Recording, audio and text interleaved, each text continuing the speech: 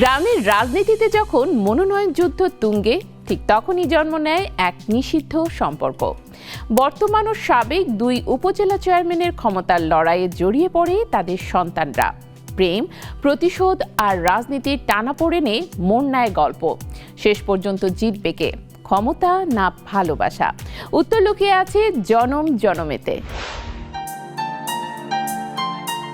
গ্রামীণ রাজনীতির চেনা মাঠে যখন ক্ষমতার লড়াই, ঠিক তখনই সেখানে জন্ম নেয় এক নতুন গল্প, যেখানে প্রেম, প্রতিদ্বন্দ্বিতা আর থ্রিলার হাত ধরাধরি করে এগোয়। ঠিক তেমনই এক রাজনৈতিক রোমান্টিক থ্রিলার নিয়ে আসছে নতুন নাটক জনম জনমে। শুরুটা যতটা স্বাভাবিক, ভেতরের গল্প ততটাই অপ্রত্যাশিত। এটাই এই নাটকের সবচেয়ে বড় শক্তি। গল্পের কেন্দ্রবিন্দুতে দুই উপজেলা চেয়ারম্যান, একজন বর্তমান, অন্যজন সাবেক।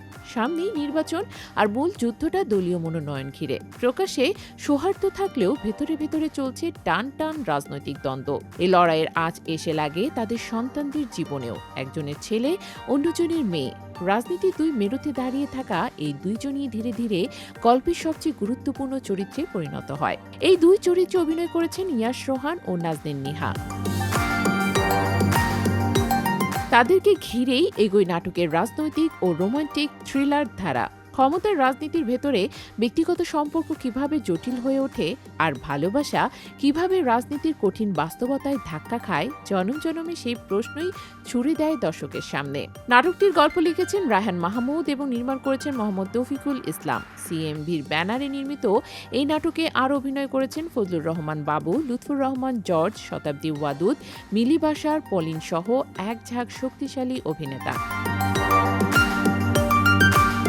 প্রতিটি চরিত্রই গল্পে নিজস্ব ওজন নিয়ে হাজির। কেউ রাজনীতির নোংরা খেলা বোঝে, কেউ আবার সেটার বাইরে দাঁড়িয়ে ভারসাম্যের চেষ্টা করে।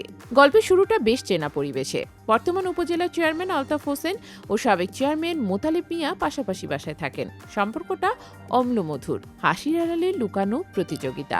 দুজনেই আসন্ন নির্বাচনে মনোনয়ন চায়। রাজনীতিতে সক্রিয় আলতাফ হোসেনের মেয়ে নিদ্রা বাবার ডান হাত, অন্যদিকে তার ছেলে পুলকও নিজের মতো করে ক্ষমতায় খেলায় জড়িত। নিদ্রা ও পুলকের সম্পর্ক একেবারেই ডাকুমরা। দুজনেই আলাদা গ্যাং নিয়ে এলাকায় প্রভাব বিস্তার করে। এলাকাবাসী এই অস্থিরতায় অতিষ্ঠ হয়ে আশ্রয় নেয় এক রাজনৈতিক কিন্তু প্রভাবশালী ব্যক্তির কাছে। কিন্তু ফজলুর রহমান বাবু অভিনীত সেই চরিত্র, যাকে সবাই উপজেলার অভিভাবক হিসেবে মানে, তার মধ্যস্থতাতেই গল্প নেয় নতুন মোড়। আর সেখান থেকেই শুরু হয় জনম জনমের আসল খেলা।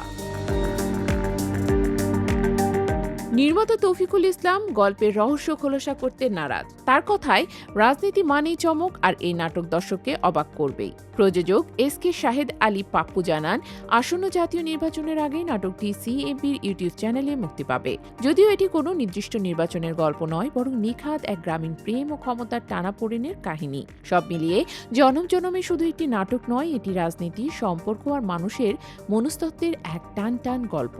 শেষ পর্যন্ত কে জিতবে, ক্ষমতা না ভালোবাসা? উত্তর লুকিয়ে আছে পর্দায়।